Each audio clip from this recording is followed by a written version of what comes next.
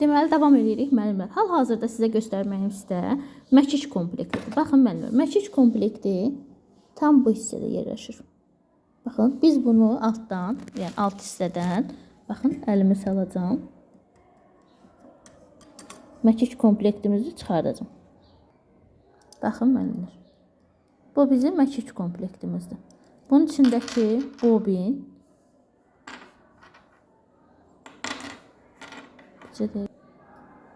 baxın, buna sap dolanıbdır. Biz bunu çıxardırıq.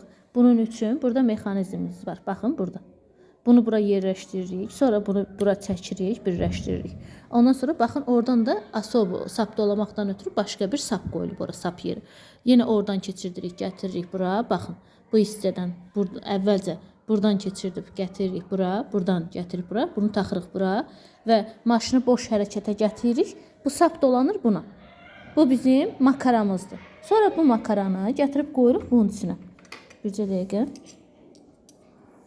Hal-hazırda tək əllə çəkdiyimə görə sizə göstərə bilmirəm. Baxın, bunu qoyduq bunun içinə və birinci nəyə yoxlamalıyıq? Sonra burada əsas bu hissə var. Baxın, bu sapı buradan keçirdib, gətirib bu kırçoxa keçirtməliyik. Mütləq.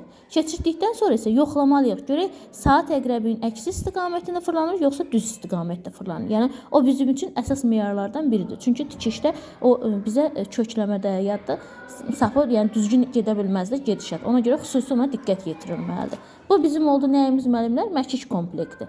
Məkic komplektimiz budur. Və aparıq bunu altda yerləşdiririk. Sonra makaramızın ağzını bağlayırıq və buradan da sapımız saplıdır da. Sapı buradan tuturuq əlimizlə. Bunu boş hərəkətə gətiririk. Nazim çarxımızı. İynə daxil olur içəri, ilgək yaradaraq alt sapı çıxardır. Sonra hər ikisini götürüb yəni keçirdirik arxaya və nə edirik? Tikişimizə başlayırıq.